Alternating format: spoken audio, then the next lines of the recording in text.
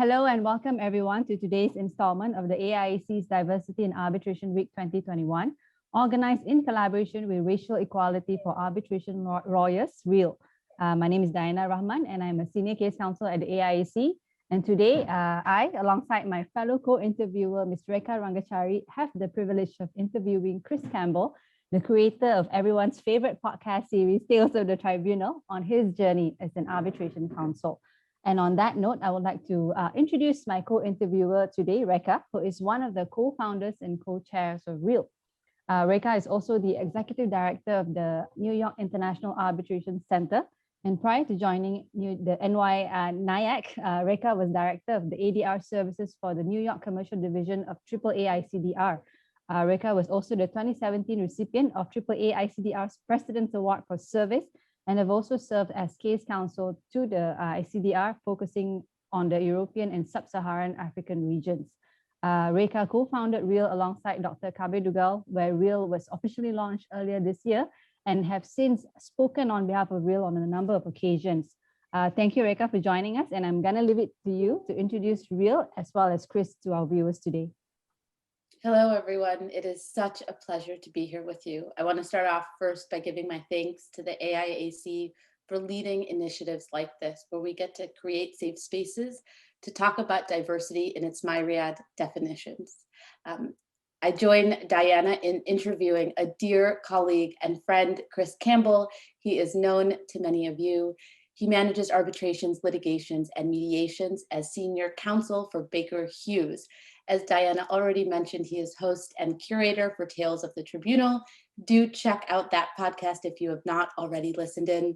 And I am so delighted to say he is also part of the steering committee of REAL. By way of quick background, REAL was launched in January 2021 on Martin Luther King Jr. Day as a means to begin to talk about race within the diversity definitions within our international arbitration space. A big focus at REAL is to talk about intersectionality, to look to those who have already spearheaded the way, talking about diversity and even gender diversity, including with Arbitral Women and the ERA Pledge, just blue ribbon standards of how we can make change, actionable change in our space as a community under the banner, Let's Get Real. And so with that, we want to go ahead and give the spotlight to Chris for a moment to give a shout out to you all. And we'll begin. Chris, please, welcome. Rekha and Diana, thank you so much for that warm introduction. It's great to be here across multiple time zones talking about such an important topic. My thanks to the AIAC and inviting me and hosting this important conversation, and then also to REAL for all the important work that it does. And I look forward to having some great conversation today and sharing this great company to talk about an important topic that matters so much to all of us. So thank you for that introduction. Thank you, Rekha and Chris. So to begin with our interview session for today, I'm going to start off with the first question. Chris, what inspired you to pursue a career in this sector, international arbitration, and how would you describe your journey today? Yeah, so I think when it comes to my inspiration for working in international arbitration, it comes from the reality that I was a business school person first. I had an interest in, being an entrepreneur and starting your own ventures and doing that sort of things. Starting from like dog walking and like keeping score at local men's basketball games to like taking that all the way up to the international scale. And that's what took me to business school, where I minored in Chinese language and culture. That kind of fed this interest in international business and international sort of goings on. When one runs business or is involved in the commercial sector, you sort of quickly realize that you better know the law and how the law might affect you and affect the sector that you work in. And so that's what led me to the law as a whole. And as one does when they start thinking about business and legal issues, you start to see that there are problems that come up, just genuine disputes between parties, between people that operate across the sectors, good faith a lot of the times. And, sometimes it's often insufficient to just say, okay, well, we have a dispute, so we're going to go to my local court, or we're going to go to your local court. And so I started thinking about, well, there surely has to be some sort of mechanism for resolving these types of disputes. And along this trajectory, along the time these questions are coming up, I happen to do a Maymester or a 6 or 7 week study at the Gray's Inn Court in London, and I hear about this thing called international dispute resolution, which, you know, there's this whole world that we now inhabit of arbitration, mediation, and all these types of things. And from that moment forward, I was hooked. I read as much as I could about it, took every course that was available at the 2 schools, and in fact, did my entire 3-0 year abroad. My final year of law school abroad in Beijing at the Tsinghua School of Law, got a master's in Chinese law and international dispute resolution. And again, this sort of just fed this ethos of being really interested in international dispute resolution. And I think finishing up the answer to that sort of 2-part question that we've begun with, that's what got me interested and sort of started me down that path. But when I think about the lynch points, the things that really sort of gave me the opportunity to work in the field, it started with the topic of this conversation. As someone that was really active in the field and trying to find my own way, I noticed that not only were there not that many people that looked like me, you know, Black men, Black women, but there also was not a lot of diversity, one in a gender context, and that's true across the legal spectrum as a whole, but also of socioeconomic diversity or ethnic and cultural diversity. All these types of things were things that I noticed that there was just relative to the amount of actual representation in the real world and commercial sectors, there was just a startling lack of those things. And so I wrote an article, never been one to be shy about sharing my opinion about that fact, that there was a lack of diversity. And it went quasi-viral. I'm reticent to say it went properly viral, but it caught some attention from being posted on the Clue Arbitration blog, and a bunch of folks reached out. And you know, now being some years since then, I've kind of just continued along that trend of calling for greater diversity, working on initiatives to promote that, being a mentor to people that have wanted to break into the field, and bringing that conversation up. People will be tired of me mentioning it, but we will continue to do so until our field looks more like the world in which we live. I was getting ready to drop that article into the chat and realized this is not an interactive session with our audience. And so do check it out on the webs. Very insightful. So to that point, you know, we want to hear, Chris, from you also, thoughts about problems posed by intersectionality, right? Intersectional diversity, the way everything sort of leads into one another. In the space of diversity and inclusion as it pertains specifically to international arbitration. What does it mean? How can we best approach it, and the like, please? Sure, and I guess we'll explore each of those topics. And I started with, I guess, a theme that I think sometimes is sort of how people might feel, even if it's unintentional, when we talk about these issues. And that is, equity is not finite. It's not as if there is like some source or pool or pie of equity, and that like once you have reached peak equity, there's none left. I think that sometimes people sort of have that attitude about it, and they'll say, oh, well, you know, we've reached, you know, we have double the amount of women that we had 10 years ago. And so that's it. You know, we don't need to do anything else for diversity. And that's, you know, like pack it in, nothing else to do, boys. Boys used intentionally there. But, you know, never mind. Okay, well, how are we on including those that are visually or, you know, impaired physically, those that are LGBTQ portions of our community? How do we recommend or include socioeconomic disparities or people that are ethnically and culturally diverse? Those are all captured under this umbrella term called diversity, which is why it's important that when we talk about diversity, okay, the difference in terms of the nature of these people versus the inclusion nature, or how are they actually being represented in terms of what they're actually doing in the community.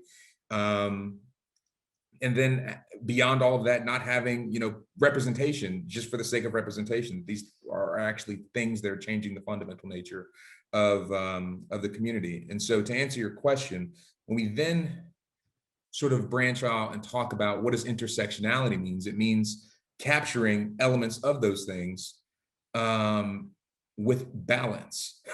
Because you know, some could hear the definition of the explanation that I might give, or someone might give in trying to explain what diversity is, and get the impression that must mean that every single candidate you have must be LGBT, a woman, ethnic and culturally diverse, all of these things in every single candidate. And of course, that's not necessarily the point. And it's not even necessarily reducing people, and it's not reducing people down to any one of those singular things, but it is saying that those people do exist and that they should be included at least at the level of that they make up society. So I think that's what we mean when we talk about intersectionality. And I think the only way that we achieve that is first through this concept of balance that I've just talked about, but secondly, about being intentional and saying, okay, we don't need to make a big spectacle about it, but we do need to say, okay, well, if we want to have greater representation of any of the groups that we've discussed or that we want to see more active, then what is our plan to do that? And holding ourselves accountable and holding our clients accountable and our institutions accountable for making sure that that happens. I'm sure something that we'll talk about a little bit later in this conversation is, I mean, this corporate counsel, you know, if we say that we care about diversity and then we actually don't hold the law firms that we're working with accountable when it comes to choosing counsel or arbitrators or vendors or any of those types of things, then do you really care about it? Or is it something that you're just using to sort of virtue signal for the sake of raising your clout and not actually making any actionable change? Thanks for that, Chris. And, you know, I mean, it's true that these problems of intersectionality, it's, you know, exists everywhere. So not just in the context of international arbitration, but, you know, domestic arbitrations as well. I guess one thing that we want to hear from you is your opinion and your advice, you know, for someone coming, you know, not from perhaps Western countries or, you know, jurisdictions well established in international arbitration. What advice would you give to any arbitration practitioners, young arbitration practitioners especially, who wishes to make their mark in international arbitration in a jurisdiction other than their home jurisdiction? Sure, and I think that that's a great framing of the topic. What's interesting, and I think that, you know, some of the listeners may say, Chris, what are you talking about when I say this? But I think actually younger practitioners, those early in their career, actually have a very unique competitive advantage against their more senior practitioners and counterparts, or others that are less tech savvy. And this is the advice that I've been giving to my mentees and that I preach as gospel, something I even do myself. But I think we'll call it flooding the zone. And, you know, that's a sports term, you know, basketball, you know, if you're really trying to shut down a team on the inside, you want to make sure your defenders are all there, you're getting the rebounds, all that stuff. Okay, well, we're not talking about sports right now. But what I mean is that because of the internet, we have the ability to sort of be anywhere in the world at once. And you also have, you know, based on your capacity outside of work or whatever you have to do day to day, you have the ability to create a lot of content, whether that's writings, whether that is, you know, starting something like a podcast or a web series, even for folks that are just in your area, or, you know, being active on social media, sharing things that are going on in the field, or, you know, to your point, if it's local, you can be involved, but also at the international stage. Every single international organization that you know has a project that they want to do, but they don't have anyone to kind of take the ball and take the mantle and run it forward. Those are all ways in which you can, quote, flood the zone, because when you do all of those types of things, when you're putting out self-created content, when you're supporting others, and this kind of goes into the second prong of useful advice that I would give, be helpful. You know, in all of those things that you do, if you go forward and you're being genuine about it and you say, hi, I'm just wanting to be involved, I'd like to know how I can help, I guarantee you someone will say, hey, this is what we need done. Can you help us do that? And that doesn't mean that you necessarily need to make this, you know, all that you do and you need to run yourself ragged doing it, but just making a small investment in those types of things on top of the other content creation stuff that you're doing, it makes you literally ubiquitous. You're everywhere. And at some point, by being everywhere, you can do this both at your local level, but also the international scale. People take notice of that. And people reach out to you and they want to talk to you and they want to involve you and they might want to hire you to be your colleague. You know, that's quite literally what happened to me. It's, you know, just creating content and being really active in the field is what allowed me to open those doors. And it sounds like something that might be insurmountable. I would have felt this way when I was in law school too, that it's like, oh, we'll just create some content.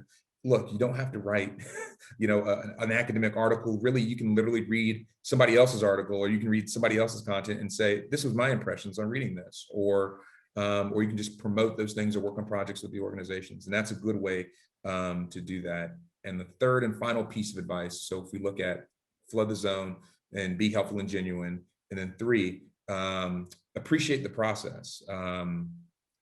This, you know, hear me clearly. When I say this, I don't mean to say that you should just be content where you are and just, you got to, you know, that you have to, quote, pay your dues and it's going to take time and all of that. But the point is that it does factually just take time to do these things. And, you have to remember that for the people that are above you, they've been doing this a lot longer and they're doing the same sort of principles that we're talking about. But for other people that are your quote competitors, your cohort, your colleagues, they too want to break into the field and they too would like to improve their profile. So if you assume that they are doing at least what you're doing, it's going to take time to sort of break through, in addition to the other things that organizations like REAL and AIC are doing in terms of mentoring and sort of being sponsors for folks to have an opportunity. That's part of it too. But in terms of things that you can control, things that you can do day to day, I think those are the biggest pieces of advice that I would give. I'll add here, that's one hurdle. Chris knows this, that with the steering committee, we talk a lot about at REAL. How do you hold yourselves accountable as a nascent group that just launched in 2021? And for us, the one way where we can cull metrics readily is by offering scholarships. And I'm just really delighted to share with you all that through the hard work of the steering committee and our REAL partners and supporters, members and allies, we've been able to offer 36 scholarships since January when we launched until June. And to me, that's cognizable change. It is not the only way, but it is something REAL has really committed to doing. What are some ways that the community can support diversity and racial equality, and even, to amalgamate two of your terms, to flood the zone with accountability? When we think about accountability, not everyone has the capacity to become a mentor, but I think that because a mentor is a time-intensive thing. I mean, if you're going to do so effectively, that includes elements of sponsorship, of talking with folks, of helping coach and guide them. But what you can do is, again, if you're someone that is more senior or more mid-level that's already found their way into the field, you can go to these organizations and say to them, look, I have X amount of time that I can give. What is the project that you're working on? Is there, here's my network. How can I plug you into the other law firms and commercial colleagues that I have, especially as in-house counsel? We're the clients. We're the ones that both law firms and institutions would like to use, and that's. I'm happy to have those sorts of conversations with people to say, well, actually, Baker Hughes does this. I know the most about the African-American community. We have a whole employee resource group where we just focus on those types of issues. And then that's true across a number of corporations, both domestic and international in nature. So I think one of the answers to that question is, I think, not thinking about what you can actively do yourself. And saying, look, I don't have to solve the whole problem, but here's some time and here are the things that I can do and I can control. I think if you are a mentor right now, I think assessing what that means for you, and do you have the capacity to kind of take that to the next level, in terms of, you don't need to cut a check necessarily to the person you're mentoring, but saying, hi, is there an event you would like to attend, or is there some resource that you don't have? How can I help you maybe get access to it? And that oftentimes isn't even an issue of money, as it is just, I don't know a person in this field. You probably know someone that you can connect them with, that would go its own way. And of course, if you know someone that comes to you and says, oh, I'm thinking of hiring this type of person, I mean, are you willing to speak up for that person to have that opportunity? Because the reality is, if those types of things don't happen, whether it's any type of organization or club or sort of community, without someone that's already on the inside vouching for you, it's just not going to happen. And that is sort of true to the same extent of what we talk about when we talk about socioeconomic realities as well. And Rekha, I was literally cheering and giving many series of applause about 36 scholarships. I mean, that is huge. I don't imagine that things will necessarily go back this way post-pandemic. But when you consider the world that we existed in before, where you have these huge events that would be fantastic for students to be able to attend, or people that are early on in their career but don't have a lot of capital yet, but the entry fee is $2,000 or it's $1,000, or if it's a masterclass. There's an organization I like quite a bit, I won't name them, but they hosted a masterclass recently for basic skills in international arbitration, and it was several $100s to attend. I mean, it's just something that's not tenable. I mean, unless you just have that sort of cash lying around, you're gatekept behind your ability to pay. And, for organizations, that are holding these types of conferences. And of course, I get it, you want to make your money. What you can also consider is offering some spots for people to cover information or to do things to help you put on the event so that they can attend. I mean, all of those types of things. Of course, you can't do that for hundreds of people, but it is a way of allowing people to do something so they can still participate and be part of the conversation, because I guarantee you there are people that are willing to do that. So yeah, just to build up on that, right, Chris? So in terms of enhancing capacity building, you got to go back to the root of the problem itself sometimes. So in your opinion, what are other barriers, that may sort of exist to sort of increase accessibility for diverse practitioners, young practitioners, or even, what do you call that, experienced practitioners?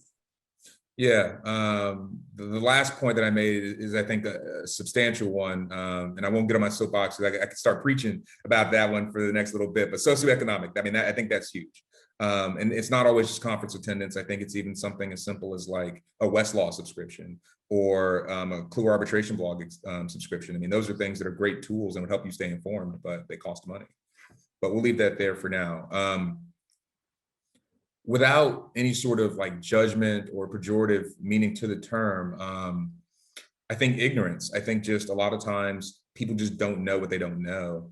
And so if it's your perception that the field is truly a meritocracy and that like the best people rise to the top and that just is what it is, then you'll be blind to the reality that someone doesn't get an opportunity because they don't live in the United States, or they don't have a brother or a mother or a sister that is a senior partner or managing partner at a huge firm that was able to give them the opportunity. I mean, those are the types of advantages that you might be tacitly aware of, but can be just complete schisms in communities.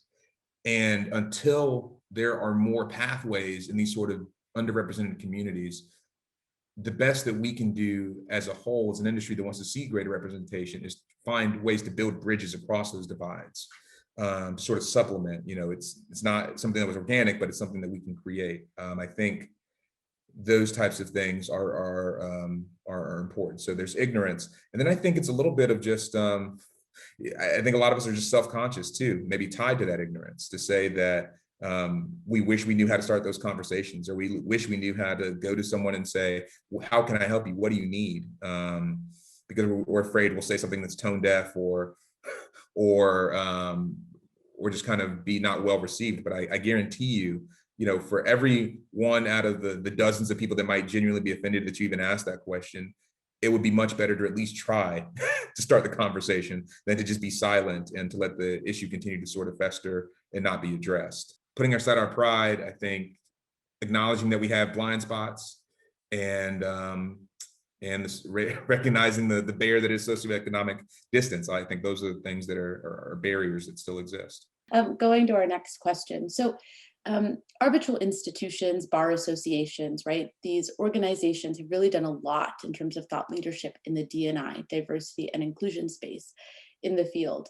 They've been impactful, but the question comes, what next? What next would you like to see from these organizations, arbitral institutions, who are really the thought leaders in our practice that herald the way for change and evolution? So what next for them? I think to some extent, arbitral institutions, but I think this is applicable to all organizations in that category you just mentioned, Rekha. At the end of every fiscal year, or maybe it's in December, they will do sort of a high-level review of their balance sheet. They'll take a look at where their money went. They'll look at the cash flow statements. They'll look at what they took in, and how that aligned with their financial goals for the year. So what I would call for from these organizations would be that if you really care about diversity and inclusion and all those types of things, I want to see, what does your diversity balance sheet look like? What were your goals that you started with at the beginning of the year? What were the metrics that you said and committed, oftentimes publicly, to? And what were the activities that you did that affected that balance sheet? Are you in the green? Are you in the red? And what you're going to do to either bolster your positive results and to mitigate your negative ones. That's it. I would love to see a very open and public balance sheet from these organizations that say this matters to them, for them to tell us where they won, where they lost, and what they're going to do about it. Thank you for that, Chris. And I think here at the AIAC as well, something that we want to do, a direction that we're all heading to is, of course, more initiatives, more, what do you call that, thought goes into, for example, appointment process and so on. And of course, we want to make it transparent so that people will be able to see that, it's not all talk, we're actually doing it. And then, it's there in the numbers and you can see. Which is why, for example, in our annual reports, we would show in terms of gender diversity, in terms of our appointment statistics and so on. And I'm sure NIAC has something like that as well. In fact, all arbitral institutions, as far as we can see, try their best to play a more, what do you call that, proactive role in terms of, increasing diversity and inclusion. Our last question for you, Chris, for today, what are your thoughts on initiatives such as this one, AIAC's Diversity in Arbitration Week, in promoting racial and cultural diversity and inclusion in international arbitration? Yeah, and I will say, I will only talk about AIAC. I'm not going to talk about what other organizations may or may not do that's well that I like. But I do think the AIAC has done a fantastic job in at least addressing the issue head on. And I think that, again, that's what's so critically important, right? Is that no one is perfect, and I am sure that I have my own blind spots and things that I can do better, but I think that that's just it for AIAC. I think that they've done a fantastic job with managing as part of their brand and their positioning in the market. They've really not shied away from this, and that's something I respect a lot. And I think that continuing with that sort of momentum through this Diversity Week initiative, through the things that they do throughout the year, through making their organizations and events accessible across the globe and across different spectrums, I think that's really important. And it's exciting and invigorating to hear.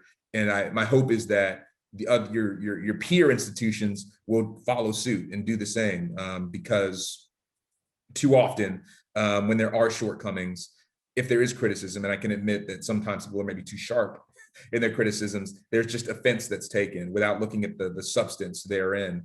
And if you miss that opportunity, you miss the chance to really sort of advance the community and the topics that we've been discussing today forward. So I applaud AIAC for what it's done, and I encourage everyone that's listening to listen through the whole series. I know that you're here for this mean mug here, but but listen to the entire series. It's a great conversation, and I challenge other institutions to follow suit and to even try to surpass what's being done, because that's the only way that we all rise together. Thank you, Chris. And indeed, it's truly our hope that such initiative as this will go a long way towards closing the diversity gap, especially in terms of racial diversity as well. So Rekha, I'm going to give you a spotlight here to say a few words perhaps before we close. Well, listen, it has been a sincere pleasure. I find myself taking notes as Chris was talking as well. This topic of equity and of balance, what do those mean? Anchored in accountability. And I think, I'm going to borrow from Merez Philippe, who is one of the co-founders of Arbitral Women. If you're going to talk the talk, you have to walk the walk. I sincerely believe that you have a trajectory of reinforcing what you believe in, and that it's not inconsistent, whatever it may be. I know I certainly try to bring that to what we see at NIAC, with the benefit of being in New York, which is a really multicultural and vibrant urban space. How can we do it better? Here, where we have in New York all sorts of different ideas of things, diversity broadly defined. If in these kind of urban metropolises we can't get it, then you can't expect to get it in more homogeneous environments. And so that's certainly something I take very seriously, to lead the way, not only in thought leadership, best we can with a really illustrious group of firms and thought leaders, but how do we collaborate? That's certainly one thing that echoed with me a lot when Chris talked. We were talking a bit about ego that sometimes comes into this space. How do we do it better together without having it to be a NIAC initiative alone or an AIAC initiative? Although I laud those initiatives, the way we will do it best is when we bring other people in. And so the way AIAC is bringing in these different groups to have these conversations, to me, that is the best example of a phrase I use a lot, stronger together. And so I just hope we get to see more of this, because in the first instance, you have to create the safe and candid space for people to be honest about the good and the bad, then you actually get to create the change because you understand the issues and their dissimilarities, jurisdiction to jurisdiction, and that uniqueness and appreciating that will make us really stronger together. So thank you so much. It has been an immense pleasure to sit down with you in virtual and to be part of this very special series and week that AIAC is doing. So really an applause to the team and to giving me the opportunity to sit down with Chris and have a chat. All right. And with that, on behalf of the AIAC, a big thank you again to both Chris and Rekha for joining us on this interview and as part of our Diversity in Arbitration Week. And to all our viewers, like Chris mentioned, thank you for joining us and stay tuned for more interviews in our Diversity in Arbitration Week 2021 series. Till then, stay safe and well and take care, everyone.